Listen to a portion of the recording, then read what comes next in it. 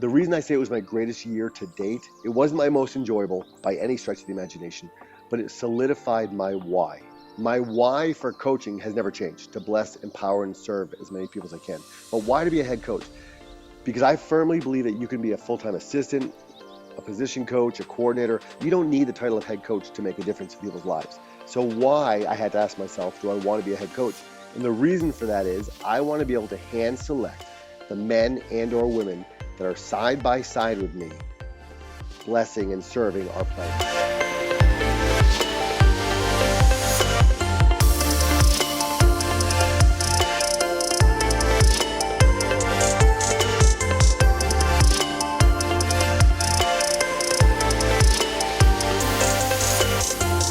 Okay, so there are people that I watch on social media, and I kind of stalk for a little while, and I watch, and I listen, and I learn, and then I'm like, I want to dig in a little bit more. But there was a post that you put up recently. Before I get into kind of, how this all, started and where you, what you do and all the other stuff, you put up a post about failure that I thought was absolutely freaking brilliant. And I've shared it with my professional athletes. I've shared it with a bunch of other individuals because it was so eloquently put. And the point was, if you knew that success was going to take about 24 failures, how fast would you run into that first one? Dude, that's just absolute fire. What started as you as a coach to go to the social media route and start producing content, and why and what and how and what the hell? I mean, it's great. No, truly coming from you, and I did the same thing when you asked me to come on your podcast. I did a little research, and I'm truly humbled to be on your show. So thank you. It means a lot coming from you. What Thank propelled me to go onto social media and to share my philosophy and passion of coaching really was my wife, and it was by happen chance or accident. In that, I teach fourth grade. I teach elementary school full time. No kidding. Yeah. So Okay. I've taught first through fourth grade for 28 years, and I've been coaching high school football for 26. Married to my best friend for 28 years now, 4 children, 2 grandsons. And Damn. back in New Hampshire, where we raised our family, she would come as she does now in San Diego to every game. But back in New Hampshire, when we had away games, she was typically at home, feet up on the couch, watching the sports highlights of local football games before I was even on the bus coming home. So I would call her and say, hey, hon, who won this game or who won that game, trying to find out standings. And finally, she said, just get on Twitter and follow these 3 accounts. These guys that update the scores of local games. So that's the reason I got on. Didn't really have much of a presence, if you will, until I shared a video one time that just kind of resonated with a Was good number of people. was it about the kid who turned in his jersey? No. So that Oh, that video, one I I believe. remember. That's how I found you the first time. Okay, so that particular video happened, I believe, 2 years ago, give or take. It was something else, and I honestly don't remember what it was, but it just started to, grow organically my account. And what I found is, and I tend to get on a soapbox a little bit about social media because personally I feel like there are two mindsets. One, it's evil, it's horrible. People are just on their phones all day, and I disagree with that. I think social media is like a loaded gun. I think in the right hands at the right time with the right intent, it can do a lot of good. And just like this, you and I connecting on this, learning and growing Absolutely. together. Um, so yeah, so what I realized was the football world, if you will. I've always loved it. I played from second grade through college. I've coached for 26 years. I think it's overpopulated with dumb jock Neanderthal mentality. Not everyone, but a lot of people love, oh, just football is football, and it's violent and it's tough, and there's no room for, you don't need relationships, you don't need to get to know people, just win games. And for me, it is violent, and I love that part of it. It is beautiful. There is that aspect of, yes, we want to and need to win. That's why we're in this competitive world. But at the same time, I think it's all about people. Personally, I think all of life, raising a family, business, sports, it's all about building up blessing and empowering people. So for me, just what I share is, whether you love it or hate it, it's authentic. It's who I am. And I think one of the best compliments I ever received was from a former player 2 or 3 years ago that was interviewed by a local news station here in San Diego. And I didn't see this until it was on the air. But the reporter asked him, how does it feel to be coached by Coach Hines? And not that I'm anything special, but this young man said something that I'll never forget. and he said, what the world, and I'm paraphrasing, but what the world sees on social media, we get to see every day. And Mm, that meant and means the world to me because I'm not better than I think I am, or I don't think I'm better than I am. I don't know how to say that. Um, but he sees me as not being fake, and I think too mm. often in this world we put a people often talk about putting our A games on social media, but we're not being authentic and real. And I feel like I try to do that. I try to put out there what I'm passionate about and things I'm good at and things that I really need to grow at. Yeah, it's fascinating. Kids today, man. I mean, I would have never guessed that you taught fourth grade. Um, God bless you. Um, Kids today are under so much stress. Yeah. As a clinician, I mean, I've been talking for 2 years now. COVID was just match strike into the burning firewood that was already lit and ready to go. It just amplified it. Yes. Um, Athletes have so much anxiety, and I think there's a lot of really good things. I agree with you on social media. There's a very dangerous side to particularly adolescent women, adolescent females to social media. We can get into some dark holes on social media, but the ability to connect, learn, grow, it has become the greatest purveyor of content and share of content in a positive way. And yet anxiety is so great. What do you see from in the classroom to on the field, the biggest anxieties and stressors of our youth right now? Youth, young adults, however you want to bridge it. What are Yeah. the Wow. what are you seeing in the trenches? Great question. My mind immediately goes to unintentional pressure from parents, teachers, and coaches. And I'm guilty of this myself of saying, hey, what do you want to do in the future? What do you want to do in your life? I mean, gosh, I don't want to judge a book by a cover, but you and I look like we're about the same age, early Yeah, 20s. 50. I'm 50. Yeah. Let's go with early 20s. Yeah, I'm Okay. 51. Um, Okay. and I'm guilty of that also with often saying to players, hey, if you want to play at the next level, you got to take care of the classroom. You need to take care of this and all that. And yes, we need to help them and empower them to be student athletes. Help my fourth graders to be prepared. Hey, in fifth grade, they're going to expect you to know X, Y, and Z. But I think Hmm. there's such beauty and power and freedom in allowing those we're blessed to teach and coach and ourselves to be where our feet are. Mm. To yes, we've got to have one eye to the future, but man, be where our feet are. Because I think most stresses and anxieties and fears come from things that have happened in the past that we cannot change, or things that may or may not even happen in the future. But we've got so much of our heart and mind and emotions at what may happen down the road that we're losing the gift of today. And it sounds so cliche, but we're not promised tomorrow. And to be able to be where our feet are. And for me personally, that phrase resonates because, and there's a lot of different ways to say it, but when you're at the beach and you feel that sand between your toes, you can visually feel and be where your feet are. When you're on the football field or the basketball court, whatever it is, when I'm at home with my wife and our now adult children, to be there, the worries of tomorrow will take care of themselves, or I can address them tomorrow. But to be present, I think the anxieties of our youth today, once again, as you said, from fourth graders that I teach to the high school students I'm blessed to coach, is just too much of comparison of where we are in our lives and where we think we should be, and expectations of trying to live up to some standard that others are intentionally or unintentionally setting for us. Yeah, standards out of control, aren't they? Yeah, I it's mean, crazy. it's so funny, right? If you go and you talk to parents and you're like, "What do you want for your kids?" I want them to play college sports. I did. Very fortunate. I was a 1 year varsity player. I got held down to play junior varsity my junior year. I was a late bloomer. Um, Very fortunate to have the opportunity to have played and moved on. And I don't know if parents understand. I see so many kids that end up in college who, once they get there, they don't enjoy it. And it's like they got there was their goal because that's what everyone told them they should be, versus enjoying the hell out of high school sports. Yeah, Like, you don't have to use high school sports as a launching pad to a professional career. There's a percentage of players that can. And, whether it was baseball for me and you saw kids and you're like, okay, that kid, yeah, that kid's a pro, or that kid's going to go to college.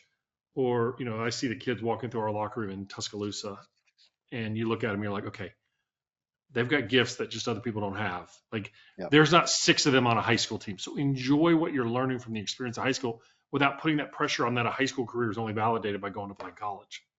yeah, absolutely. And I think even as Well, just people in general, we look at certain stages of our lives, and we're in elementary school. Can't wait to get to middle school. You're in middle school. I can't wait to get to high school. And I think parents say, oh, when youth when they get into the real world, and I hate that saying because this is No. the real world for our This fourth is as graders. real as it gets, isn't it? Amen. This is the real world. And to get back to the we're not promised tomorrow, you know, I could go on and on, but there's a book you may be familiar with, came out years ago, Tuesdays with Maury. Oh yeah, and absolutely. and and I won't go into the details of the book, but one of my takeaways from it was when two men were talking on a park bench, and I'm paraphrasing, but they were, seeing kids run around, and he said, "Hey, do you miss that?" To an older gentleman, he said, "No, I had my opportunity. I had that time. I'm living in the moment now," and I think Hmm. we've got to empower our youth and empower one another. The fact is, I think so many people go through life trying to live up to other people's standards. They get married because they feel like they should get married. They get a job right out of college because they feel like they're told to get a job. They have kids at a certain age because they're told to have a kid, have children. And if it's not authentically who you want to be or what you want to do, you end up being 40, 50, or 60 saying, man, I have been alive for 60 years, but I haven't lived a single day in my life. Hmm. And I want for myself, my wife, and children, for our grandsons, to live every day of our lives authentically to who we are. My children, all four of them, we have three daughters and one son, they make me proud. They do things I don't agree with sometimes, just as I did with my parents. They do Hmm. things that sometimes I think, man, what are they thinking? But they're living their lives. And that's what I want. And as coaches, I think we need to not just focus on winning games. Yes, that's important. That's why we sign up to be coaches, is to win. But if that's the only reason we coach, then we're failing our players miserably. Yeah, We've got to help them to thrive on and off the field. And the off the field part is lost sometimes with society, but that's the most important, in my opinion. absolutely, absolutely. It's funny, right? It's to your point, right? Living authentically. When we're living to standards, we're not living authentically. We should have standards of how we treat people, standards of how we treat the world, but standards of results. I mean, we see great teams and we see great players and we think, okay, like players will say, well, I want to play like Tiger Woods. I want to play like Tom Brady. I want to like, dude, they're freaking outliers. Yeah, Okay, they're outliers. That's not the standard. I always told the story. I went to a really, really good, solid high school in Baton Rouge, Catholic high school. It's an all boys Catholic school. And I say that facetiously because it's a phenomenal college prep and life prep place. All boys. I wish people had that same experience I did, and it wasn't easy, and it wasn't easy emotionally. It wasn't easy spiritually. Um, but we had some really, really smart kids in my class. A U.S. congressman who does great stuff, and a lot of other really cool things. And you know, I think the smartest kids in our class had a 33 on the ACT. And now I look in the high schools, and my daughter's high school, they went to a really good school here in Birmingham, and they had like six, five, six, seven kids that had perfect scores one year. And I'm like, that's not, what are we pushing for? Like, yeah, are they well rounded? Can they communicate? And I see that, like today I was over in Tuscaloosa and I was watching the combine, and all the guys were kind of watching the combine, and coach had made a really great point, is like, while they're measuring skills, they can't measure intangibles. yeah, yeah, absolutely. Actually, just last night, my wife, two of our daughters, and my son-in-law were watching the combine, having dinner, and I forget what they call the simulcast or whatever it was when they show the 40-yard dash time Yeah. with a current somewhat individual in the combine compared to two of the best in the NFL right now. And every so often you'll see that younger man doing better. And I said that's great and it's fun to see. It's a great comparison, but it doesn't really measure up or equate to the difference makers in the NFL. And I think the same for our youth is those parents who I think often with the best of intentions sign them up for every travel ball Hmm. team and every personal trainer and every whatever it is. um, are they doing it for themselves or for their sons or daughters? And I, Hmm. even with our own staff and our football team, and I love our staff. When we have spring ball coming up in a few months, we're missing a third of our guys because either they're finishing up with lacrosse or baseball, or some of them miss practice to go help be coaches for the powder puff for the girls Yeah. team. Smart And I guys. have, yeah, you're very, very smart. And some of our coaches have a hard time with that. And I said, listen, this is about their high school experience. I would rather have them be more well-rounded and have that opportunity and miss a practice 2 or 3 or 4 with spring ball and know they're But getting supported in that. but I agree 1,000%. But how do we solve that in high school sports? Because what I hear from parents, and I hear is like in Birmingham, I move here, college baseball guy. I'm watching. I'm like, okay, Birmingham and Alabama used to have great high school baseball. But moving here now, I've seen some great high school kids who are like, I'm not going to play summer baseball because I have to go work on offense install as freshmen in high school Yeah. for the football team. And the coach gets like, well, no, that's fine. I want you to go play multiple sports, but I don't have to play you either. Yeah. And then yet we see the data about NFL players or major league players, 2 or 3 way player. We see college players. I love multi-sport athletes, but why won't we actually let them do it? Because Yeah. when I watch, the thing that drives me nuts is if I watch like a high school, like the 2 biggest high schools in the Birmingham area, Spain Park and Hoover. My daughters went to Spain Park. Hoover's a big rival. Everybody knows Hoover from Two A Days on MTV. Um, and I watch the game. There's 120 kids on each sidelines, and then I go to a baseball game, and I'm like, there are kids that are on that sideline that could be better athletes in baseball and have a chance to play college sports if the coaches would allow that to happen. And I'm not knocking the coaches that are there. It's just years ago I noticed this trend, and I'm like, why are we limiting them? Right? Why are we? This is high school. Like, why are coaches? Is it because coaches are getting fired now for not performing? Is that what it is? Is it a money thing? And I mean, what is it? Because kids need to, like, what is wrong with a baseball player playing basketball? They're going to come in, I can guarantee you, in unbelievable shape, right? Yep. A football player from playing soccer, like, or lacrosse, they're moving. Like, what offensive install is going to happen in May that is so critical? Yeah. Well, we're cut from the same mold because I could not agree with you more. Personally, and I tell our parents this all the time, I tell our players, I think those coaches that say you need to specialize in one sport if you want to be great are either ignorant or selfish. Good It's point. one of the two. I think they're Yeah. ignorant or selfish. Um, and I think they're lying to their players. I think they're lying to themselves. I do think, unfortunately, in certain districts, certain states more than others, there is a push from administration that, hey, you could be 7-3, but you lost in the semifinal playoff game and you're Yeah. fired the next year.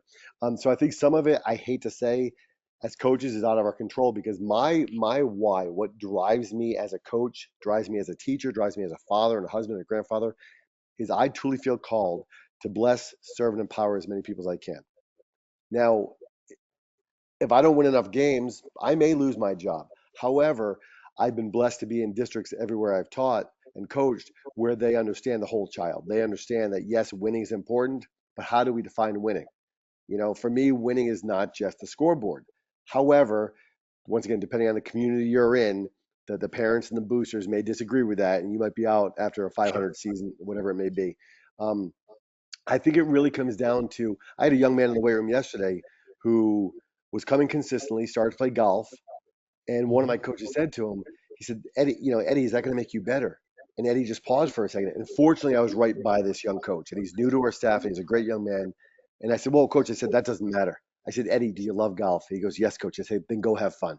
Come to the weight room when you can. And I pulled the coach aside afterwards, and I actually apologized to him. And I said, hey, I wasn't trying to make you look bad in front of Eddie. I said, but you got to understand, if you're going to be part of this staff, we not just tell parents we want them to be multi-sport athletes, but we 100% are going to support them to be multi-sport athletes. Hmm. And I think it comes down to, and that is my why for being a head coach. You know, I'm coming up on my 6th season as a head coach here in Coronado High, or I don't live in Coronado. I live off island, but Okay. heading into my 6th season. When I was a head coach in New Hampshire prior to moving out to California, my first year as a head coach was my greatest coach, my greatest year of coaching ever. Now, let me define that. We lost every single game. And I Hmm. don't mean it was close. I jokingly say it now, but when you walk through at the end of a baseball game, football game, whatever it is, whether you win or lose, what does everyone say to each other? Hey, good game, great game. Good We game. were so Yeah. we were so bad, coach. No one even lied to us. They were like beautiful stadium, great field. I was like, oh my Yeah. God, we're horrible. You're That that terrible. that first year, we get our teeth kicked in so bad. I had so many sleepless nights. I had so much stress, anxiety. I had so much come to Jesus moments of like, am I good enough? Am I cut out for this? Like, how do you lose every single game and not even close? The reason I say it was my greatest year to date, it wasn't my most enjoyable by any stretch of the imagination, but it solidified my why. My why for coaching has never changed, to bless, empower, and serve as many people as I can. But why to be a head coach? Because I firmly believe that you can be a full-time assistant, a position coach, a coordinator. You don't need the title of head coach to make a difference in people's lives. So why, I had to ask myself, do I want to be a head coach? And the reason for that is I want to be able to hand select the men and or women that are side by side with me, blessing and serving our players. Hmm. Because I have been blessed to coach with some great men and some real jackwagons that say all the right things in front of parents, but Right. then use and abuse children mentally, verbally. In one case, I saw physically some stuff happen. Um, and man, that's why I want to be a head coach, so I can hand select the people that are side by side with me. We can get into this deeper if you want to or not. Yeah, That go. um, the reason I say it was my greatest year to date, it wasn't my most enjoyable by any stretch of the imagination, but it solidified my why. My why for coaching has never changed, to bless, empower, and serve as many people as I can. But why to be a head coach? Because I firmly believe that you can be a full-time assistant, a position coach, a coordinator. You don't need the title of head coach to make a difference in people's lives. So why, I had to ask myself, do I want to be a head coach? And the reason for that is I want to be able to hand select the men and or women that are side by side with me, blessing and serving our players. Hmm. Because I have been blessed to coach with some great men and some real jackwagons that say all the right things in front of parents, but Right. then use and abuse children mentally, verbally. In one case, I saw physically some stuff happen. Um, and man, that's why I want to be a head coach, so I can hand select the people that are side by side with me. We can get into this deeper if you want to or not. Yeah, That go. um, Go. for me, when I first became a head coach, when I would interview assistants, I would ask them to come into the office. We would talk football for 45 minutes to an hour, and then I would make that decision off that interview. And I didn't know how to say it. I was naive because I hired some coaches that knew the game really well, but didn't know how to connect with people or Hmm. didn't care enough to connect with people. Yeah. So what I do now when I interview coaches, and I just hired two new full-time assistants within the past month, I have them come into our coach's office. We sit down for about 30 minutes or so, and I try not to talk football at all. I just want to get to know them on a personal level, what they're most proud of in their lives, what they're most embarrassed of, what they think their strengths are as a human being, and we don't really talk football at all. And then I ask them to come back. I don't tell them it's the second interview, but I say, hey, can you come back? And I tell them our strength and conditioning schedule, and I have them come into the weight room. And they say, well, yeah, what do you want me to do? I say, whatever you want. I work out with the guys. You can just sit Hmm. back and watch, do whatever you want. And what I've found is everyone has the right interview questions. Everyone says, I want to make a difference. I want to give back. I want to, Yeah. but then when the Yeah. proverbial crap hits the fan, you see the true colors. So I've had some coaches that come into the office the first time. I, I obviously won't say names here. Yeah. I lost our line coach 2 years ago, so I was looking for a new line coach. Posted on Twitter, and I had a college coach reach out to me, a junior college coach. Said I've coached high school for it was like 17 years, been at the JUCO level for 6. I want to get back to high school, and I thought, oh my gosh, this is an answer to our prayers. Brilliant. Yeah. Fantastic. He came in, coach. In the first 5 minutes, I didn't say it to him, but I was like, nope, not our guy. Just oozed arrogance and cockiness. He was God's gift to football, and Right. the fact is, football is a gift to me. I'm not a gift to football. I want to be a gift to the people I'm blessed to coach and coach with, but I'm not a gift to the game of football. So I didn't ask him to come back for a second interview. I knew right away that's not the right guy. You knew. Yeah. Yeah. And then there's other people that I've been fooled by that say the right things. And I say, hey, come into the weight room. They come in and I see them go right to the studs who are benching a ton or squatting a ton or cleaning a ton and walk by the skinny kid, walk by the fat kid, walk by the young woman in the weight room, whatever it is. And I'm like, nope. And so they don't come for a third interview. What I've had more often than not, however, is the first interview goes well. They share some transparency. I just have a good sense of their energy. They come into the weight room and I see them talk to everyone, and I see them go to the real skinny kid that's trying to bench his body, not even his body weight, half his body weight, Right. or whatever it may be. And then when they've passed those first two tests, if you will, then the third time I'll say, hey, come into the weight room. All right, excuse me, the coach's office, and let's talk X's and O's. Because I'm a firm believer. I know my strengths as a coach. I know I am a great coach. However, I know there's a lot of people, thousands, and I'm not trying to be humble. There are Yeah, thousands no, of coaches throughout this country that know the game of football better than I do. That's okay. I know it well enough to win games. And I know I've got to continue to grow and learn and evolve as a coach. But I want coaches that love people first and foremost. And then I can teach you how we teach tackling. I can teach you how I want to teach us to have ball security and whatever it may be, and then go from there. So for me, it's all about being a head coach is all about choosing the people that are going to be side by side with me, walking through and navigating and serving the players we coach. I love that because we started a program a couple of years ago called the Catalyst School, and the whole idea coaches are catalysts for people's lives. And because I went to LSU and not very smart, I spell things out. And C of catalyst, number one factor of any coach is connecting to the person you're coaching. Amen. And too many people come in from a coaching model and be like, you know, like, do you really know what is driving that kid? Why are they here? What are they in Yes. it for? What's their calling? And we are in the currency of coaching is trust. 100%. It's Yeah. not vision, it's not hype, it's trust. Because if coaches don't trust players, players don't trust coaches, then what are we doing? Um, I've been around, fortunate enough, played for the best college baseball coach of all time. I'm around the best football coach of all time in college, Coach Nick Saban. Yeah. And my coach was a lot more, I want to say savvy. He knew how to work a room. He could go up.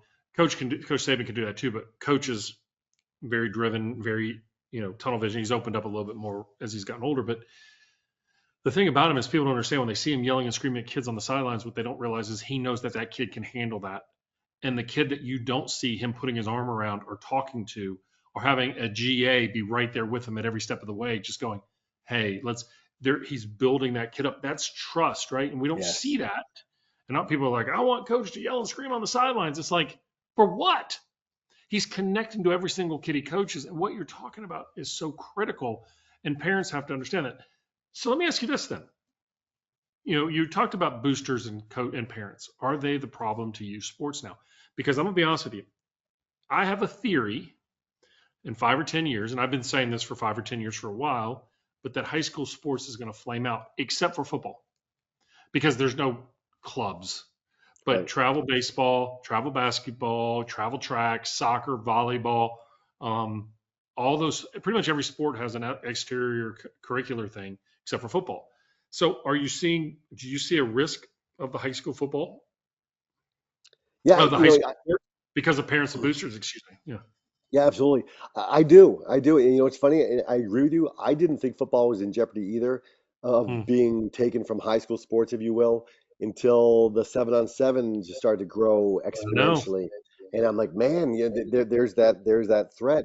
And I'm not sure if because of the cost of equipment and the insurance and everything, if it'll fully be taken from high school or not. And I hope no sports are fully taken from high school.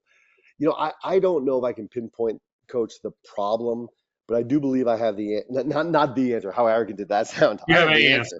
Yeah, Yeah, no, I love. You can have the answer. I'm fine with that. no, I definitely don't have the answer. I believe I have.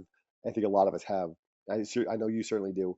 Some of the answers, and I think it goes down to relationships. You said Mm, something that resonates with me, and it's about with Coach Saban with the relationships. I am excited about the off season with our guys as I am about the season and playoffs because I do the strength and conditioning with our teams. And mm, that is when I can fit in workouts when the kids come in the weight room and I say, hey, Graham, I'm going to work with you today. Or, hey, Jack, I'm going to work with you. Or, Amelia, I'm going to work with whoever the player is. And then I can just, as we're working out, not just have them see me fail at a rep, see me fail at sets, see me struggle, see me strain, see me sweat. Um, Certain lifts, I'm a lot stronger than a lot of the players. Some of them, I'm not there anymore, yeah. But I get to build a relationship and work with them. We had a player graduate 2 years ago, started at left tackle for us, junior and senior year, one of the weakest kids I've ever coached in 26 years.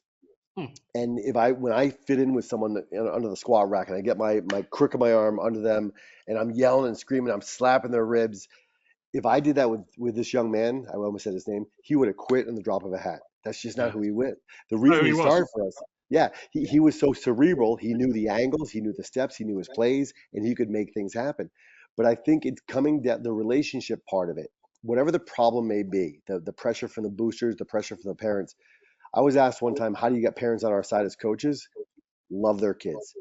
So Yeah. when Timmy So or true. Sally, when they go home mentally, physically, emotionally, spiritually drained from practice, but they have a smile on their face, and when they go home and they're not starting, but they have a smile on their face, I truly believe, and I'm going to make up a percentage, but 95 to 99% of the parents will support what we do.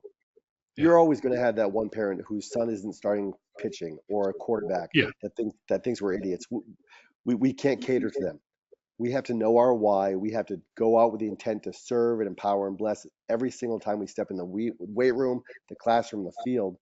And in doing that, I think parents are going to more and more support what we do. Mm. Where does your fuel come from? I get your why. Totally get Yeah. that. But where do you feed yourself? Yeah. Wow. I do. I get a I Because get a I don't know how high. you do it. I'll be honest with you, as a coach in the high school ranks, I don't know how you guys do it. And teaching fourth grade, I sure as hell don't know how you do it. I truly, as corny as this may sound, I get a high off empowering others. I Mm. I love pulling a young man or a young woman aside. We have three young women on our team. This one young Really? woman came. Yep, yeah. And this one young woman, I'll tell you two quick stories. Came to me at the beginning of last off season with her mother's boyfriend and said, "Hey, Hmm. so and so just wants to come out. She doesn't want to play, but she wants to know if she come to every practice and just throw the ball, get reps." And I said, absolutely not. And they looked at me like, wait, what? I said, I can't have you take reps from someone who's trying to compete for a position and you're not even trying to play for a position. I said, come out. And she said, I don't know football. I said, that's our job to coach you, to teach you the game of football. So fast forward after about a 45-minute conversation, I said, do you have any other questions or anything you want to share? And she said, yeah, I really don't like people. And I couldn't stop but laugh. And I didn't laugh at her, but I said, my God, I said, your world's going to be turned upside down. I said, if you do choose to play, you're going to be on a team of 60 or 70 or 80 players, 10, 14, 20 coaches, and your world's going to be thrown upside down. She ended up coming out, played the entire year, didn't start for our JV program, but got a decent number of reps. And in the weight room just the other day, I said, "Hey, so and so, who you working out with today?" And her friend, another one of the other young women on the team, wasn't there that day. She goes, "Well, so and so's not here, so I'm just going to work out alone." I said, "No, it's not acceptable." And she looked at me like with anger, and she goes, "Coach, you know I don't like teammates. Like the guys don't accept me." And I said, they don't accept you because you don't put yourself out there. You always just, and I wasn't putting it all on her. I said, but Yeah. you have to be willing to embrace the suck, do things that scare you. So I said, let me work out with you today. The next time so and so is not here, you're going to work out with someone else. And she said, fine, coach. We had a great workout. We were both sore the following day. Fast forward a week later, her buddy wasn't there again. So I said to a young man, I said, hey, I want you to work out with so and so today. And she goes, coach, she goes, I'm going to leave. I said, if you leave, you're not coming back. And then I pulled her Mm. aside. I said, you don't want to look back at your playing career and say, coach treated us like young women playing football. I said, I know you're a young woman. I said, I have $3 of my own. I said, but you are a friggin' football player. I said, embrace that. And I said, the standard is it's a team sport. You don't work out alone. You work out with I got heat a little bit, not matter, Yeah. but I get passionate. Yeah. You got passionate. And she did it. And then she worked out the next time without me even asking her to with another young man. So Mm. just yesterday, I pulled her aside and I said, hey, I know you don't take compliments well, but I'm really proud of you. And she kind of rolled her eyes. I said, no, I said, you're doing stuff physically and mentally that most people aren't willing to do. I said, that's going to propel you far more than anything else in life because you're embracing the challenging things. So to answer your question, that's what fills my cup. That's what lights me up, knowing that I'm making a difference. I mean, how many people do we know that make a lot more money than us? Well, me make a lot more money Yeah. than me, but say at the end of the day, man, I hope when I'm on my deathbed, I hope I can say I made a difference. God, man, when I go to bed every night, if my ego doesn't get in the way, in the classroom with 28 students, on the football field with all the players we have, our managers, our trainer, our assistant coaches, I have the opportunity every single day to make a difference. And most people can't say that. So I truly feel like I'm one of the richest people I know, and my bank Yeah. account would say otherwise. But man, I'm blessed. I like I said, I came across you because of your social media account, but I'm leaving even more inspired by what you've said and Yeah, that done. means a lot from you, Coach. And no, dude, we're gonna do this again because I can take um this video and I can put it on my mental game live, but I'm gonna have you come on live and do it because you got stuff, man. Yeah, you got what it takes, dude. And um, man, I just the filling my cup is so powerful here, and well, it's unbelievable. and if I can share one more thing, Yeah, truly, please, because like I please said, I kind of dug into your past a little bit, or your present, bring I it. should say. Yeah, Um, when I had growing up, ego for me was always that cocky, arrogant player, coach, whatever. Are you familiar with Wayne Dyer? oh God, yeah, Yeah, so I'm sure a lot of, I'm aging oh myself yeah, by saying that, but a friend of mine had shared something he had written about ego, and I have to give credit to Wayne Dyer. But for him, ego is anytime we edge God out, EGO. Now, the reason I share that is because when I first started getting asked to speak at places, just outside, in addition to the coaching world, but outside of the coaching world, just before COVID hit, I got a private message on Twitter from some gentleman I wasn't following that said, "Hey, we want to fly you to the Bahamas to speak to, And I thought it was like one of those emails you get from someone from yeah, Nigeria. This is, "Hey, we want right, to put money to your account, friend. Just give us yes. your bank statement." So I almost didn't reply. Obviously, I did. Um, Less than 24 hours later, I was on a Zoom call with he and his boss. They flew my wife and I out there. Wow. I really started to Came back with both struggle. kidneys, right? Yeah, yes, yeah, I think so. Yeah, I think so. Yeah. I yeah, lost all my hair, but yeah, um, exactly. but it was for ADT Securities, Hmm. and I said to them, and I realized as I was saying this, I was like, oh my gosh, Kurt, shut up! Like I'm talking myself out of a speaking gig. But I said to this gentleman and to this woman, I said, I have to be honest. I said, I'm really excited. I'm very humbled. I said, why me? I said, I'm not Inky Johnson. I wasn't who I love. Yeah, I haven't met the Yeah, man I yet. love Inky. But I said, I was never slated to go to the NFL. I played Division III college football, and I love everything about it. I Hmm. don't have some life altering story. And they said, we want to hear someone who's living it. We want to hear someone who's doing it. And they said some very complimentary things. But I feel like sometimes I struggled with, and I'm getting better at it, but I struggled with the imposter syndrome of saying, I'm not, I don't have that story. I'm not this dude. I'm not X, Y, or Z. And for Right. me, my mind and heart always keep going back to stop edging God out.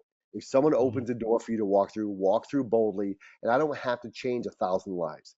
If I post a video and it blesses one coach to be more understanding and build a relationship with a player, or it blesses one parent, or whatever it may be, so that's what drives me. So you have me on, man. I appreciate it. Oh, dude, like I said, I've watched your stuff for a while now, and I'm a stalker, and I followed you, but I mean, I'm I just I thought your stuff was great, and not only that, it was authentic, and it was so true, it was so raw, it was so real. It was just somebody speaking into their camera on their phone and just saying, "This is what's in my heart right now."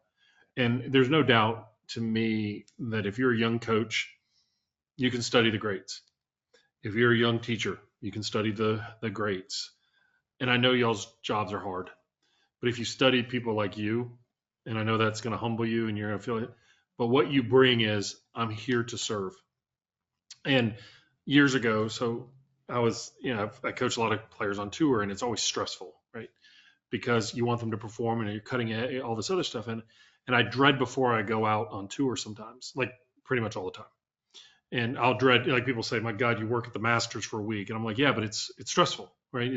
I'm there in the being a part of my players' dreams and visions Yeah, and and I was dreading it one night and I was sitting there packing and this voice in my head to me, God, it was like, just give them everything you got, serve amen, them. It it was such a reminder. And I remind myself that often of like, I want to be right, I want to be good. When a player's struggling, I want to fix it, but that's not the message. The message is to stand with them and to be there for them in a non-judgmental way. And that's what I love about your videos, because when I tell you I use them to learn, and yeah, Inky and John Gordon and people like that, those are people that my contemporaries, like I'm fortunate enough to know them and then, I see your stuff and I'm like, damn, man, damn, keep it up. I hope you keep inspiring coaches, and I hope people get you on bigger stages so that you can serve people, because I know you're not going to stop serving those fourth graders and those kids on your team. I know that's never going to change, amen.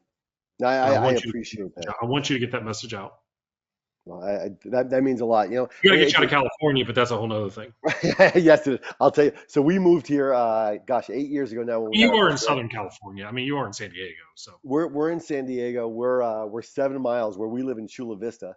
Chula Oh Wana. yeah. We're 7 miles from the border, but we absolutely love it. It's a blessing, and yeah, it's funny because I was offered, and I won't say which school, but about 7 months ago, someone reached out to me from Georgia. It was a 6A or 7A school, college, I and can imagine which one. You know. yeah, Yeah. and they didn't offer the job, but the athletic director said, "Hey, our head coach is moving on. We'd love to fly you and your wife out here." It would have been a dream coaching job, but it would have brought me away from my family, and that's the whole Hmm. reason we moved out here. Our grandsons are 2.5 miles down the road, so I I get it, said, "Give man. me a week. Let me pray about it. Talk to my wife about it." And there were so many external advantages, but it didn't change my why. I feel like I can bless and serve and empower New Hampshire, California, anywhere in the United States or wherever it is, wherever God takes me. But you're right. Do I want to be on a bigger stage? Selfishly, that's not even selfishly. Yes, if I could reach more people, but like you already hit the nail on the head, man. If I can first serve my household, and then reach one person a day, man, that's is a life well lived. Well, listen, keep it up. Let me know what I can do to help you. We're gonna have you Yeah. on Mental Game Live and have you come on for 10 or 15 minutes one night, and then we need to get your voice out there. Don't forget me when you get big, okay? I mean, Hey, you've already got 3 times the number of Twitter followers I have. yeah. Well, as far as followers, I don't remember where I read this quote. I know you're going to go, but there's a quote that I read that said something to the effect of Hitler had thousands of or millions of followers, Christ had 12. So Yeah. I never let it get to my head as far as the number of followers, because some of No, those followers are just following to hate what I do. But do you get hate? Do you get hate comments? absolutely. What? Oh, matter of fact, the funny You're thing freaking is, kidding me. no, it's amazing the hate I get sometimes. But I'll tell you one story right now that I can tell you one Yeah, I off. got nowhere to go. Yeah. I'm for your time. Um. So My so wife's out of town tonight, so we're good. there's this one woman that probably about a week or two ago I had retweeted one of my own videos, and it's funny. A lot of people are like, oh, why do you retweet your own stuff? And people, I might get hate for this too. I think of it, hey, it's a free platform. Yeah. When you see millions of Nike commercials, they're paying for those every single time they retweet or repost Hmm. that ad. Why not? So I had reposted a video, and then this woman, I don't know where she's from. I won't say her name, but she tagged me in a tweet. She said, "I'm unfollowing and blocking Coach Hines. He's all about himself, self-promoting, blah blah blah blah blah." So I sent her a private message, and I just said, "I understand." I said, "Just want to let you know I wish you the best," or something like that, whatever. Expecting her to just block, delete, whatever. She sent back this war and peace message, like length Mm. message, just saying, "My brother's got terminal cancer. He's passing away. I don't know what to do. I'm so sorry." I said, "I'm praying for you. Totally understand." Yeah. And then she said, "Can I call you sometime?" I figured no harm in that. If it's something Yeah. weird, I could just block the number. Talked to her on the phone, and she ended up proceeding to just say that she's just lost. She's just hurt, and she had to attack someone. And the thing I loved about it was she could have just blocked me at that point, but she didn't for some reason. So I get hate like that sometimes, and sometimes people like legit hate me. But then there was But that's a wonderful story though, because that sometimes I always tell people sometimes the social media hate you get is just a blow off of something else in their life. You get a lot of hate, and you also, I mean, but look, one of the big influencers on social media I've had a few issues with over a couple of them actually. I tend to piss people off because, um, I'll ask questions or whatever, not being judgmental, but I'll be like, whatever, and I always laugh like I don't get on any of the big panels that happen because I usually will like maybe because I'll ask a question or two, like just a genuine question like I'm trying to ask or whatever. But one of the big influencers one time sent a message out about COVID and said, it was angry and whatever, but it was something along the lines of if I hope all the people who didn't get their vaccine die before they go into before the ICU because there are people there that need it. And I sent him a message and I said, "Hey, but I understand what you're trying to say." I said, "My two daughters are unvaccinated. They both have had it. Their doctor refuses to give them because their titers are so high." And he went off on this thing, and I just said, this, and he's like, and then I realized he unfollowed me and all this other stuff, and I was like, "Dude, seriously, like, why?" And it's so funny because I think his content's really good, and I'll send him a message like, "That's really good." He will not reply to me. He won't anything. And I get it. It's shame. It's embarrassing. Maybe he thinks I'm a total asshole. That could be true. Okay. But my point on that was I was like, man, you missed the mark on that. There are people who have medical conditions. Like my oldest daughter has Crohn's disease and she's had and my youngest one has had a vaccine reaction. Therefore, their physician, they're both adults, was like, no way in heck. Her virologist was Good. like, absolutely not would I give her the oldest one the vaccine, because she'd be the one that has the reaction to some packaging material. Okay, because Yep. she's had, and I was like, people, listen. And I know this guy talks about his own depression and anxiety, and maybe he was having a bad day, but I'm like, guys, listen, just like, if you're going to put content out there and you make a mistake, it's okay to say I'm sorry. Or hey, maybe if you don't say I'm sorry, I'm like, I'm sorry about how our interaction went. You Yes. know, and I think that's the thing, is like, when I hear you that you have hate, I'm like, that's a reflection of them, not you. And now Amen. maybe you sent a message that maybe missed the mark. Okay, maybe it didn't. Maybe one time that happened. Okay, and it pissed some people off. That happens. You throw a bunch of stuff out there. What's the intention? But it's crazy. I just, it's unbelievable. It reminds me of, and it's funny. I think I know the guy you're talking about. I don't, if he's a bald guy, shorter, and on TV a lot, I'm not sure, but I could be off. Sometimes. I think the hate on social media is similar to the bullies we had growing up. It's, and I'm not justifying that, but I think all bullies are hurting inside, whether it's justified or Oh, not. no doubt. No doubt. There might be abuse, neglect, whatever. But the old saying, if you want to make everyone happy, sell ice cream. That's Yeah. not even true anymore, because you're going to have some group of people that are lactose intolerant. They're going to imagine you're selling ice Exactly. cream. So I think, to go kind of full circle with what we said, just not just to teach our young men and young women to live their authentic lives, but we as adults, I mean, our words are lost on them if our actions, and you know this as well as Yeah. I do, if our actions don't match our words mean nothing. Um, so yeah, there are people that hate it, but it's just, I don't, people say, oh, let your haters fuel you. My haters No, do not fuel me. My passion fuels me. My why fuels me. My savior fuels me, and serving others fuels me. So I the love hate's going that. to come no matter And that's what. a And great lesson for any coach out there. You're not going to please every parent. You're not going to please every administrator.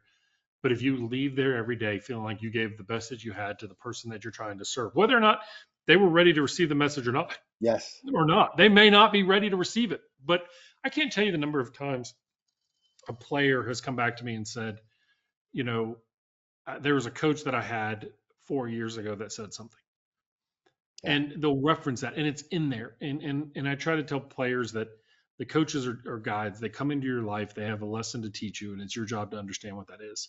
yeah, And it may not be the math problems, but it may be right. the fact that you could fight through something and find a solution.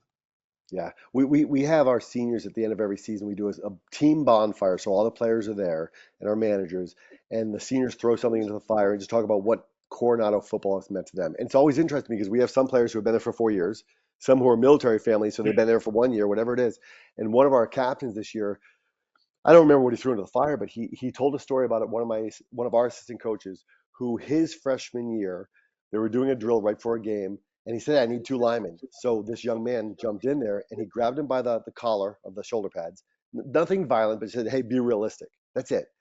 I get what the coach was saying. It was before a varsity game, was a freshman, so I get it. But the word stuck with him. So this young man, who ended up being a 3 year starter for us, those words, "be realistic," have stuck with him and have fueled him in everything. Hmm. So I said, and I'll say his name here. I said, Saxon, hold on to that. I said, so whenever anyone doubts you, remember that, be realistic, because you weren't called to be realistic. We weren't sent here to be realistic. Life of a successful person is not realistic. In most cases, people who have achieved any level of success have done things that other people did not think were realistic. Hmm. So it's an empowering thing for me to realize that, I think also we grew up saying, hey, words can't hurt you. Yeah, they can. Oh yeah. Words can't hurt Yeah. you, and they can empower you. And it's our choice as we become young adults and grown adults to decide which words we're going to hold on to and which words we're going to use as victims or victors. Coach Hines, bring the fire, my man. You keep it up, dude. Keep it I, up. man, I appreciate you. I just, we gotta get your message out more. I mean, I know, get you over 100,000 followers here. Please Well, tell me you're on Instagram. I don't know. Are you on Instagram, TikTok, and stuff like that? yeah, what's funny? I'm on all of those, Instagram and TikTok. Same, Coach Kurt Hines. So if you're on there, send me a DM. We'll make sure to connect. I definitely want to continue to Yeah. follow and learn I from just, you. I know, I don't, I'm not a crossover guy. Um, I mean, I have my platforms and everything, but I'm gonna follow you now. Now I don't go on TikTok much, not because I think it's bad. I think it's awesome. but I think it's the reason I don't go on it is because I will lose hours upon hours of sitting there in the hotel watching Right. watching people barbecue and people doing crazy stuff and stuff like that. So I've got to I know where hear to you. choose my battles. But thank you so much, and we'll be in touch. We'll be in touch soon. If you want more, make sure you follow him out, Coach Hines, on Instagram, on Twitter, on TikTok, you name it. Coaches, parents, leaders, organizations, get this man in front of you. Thank you.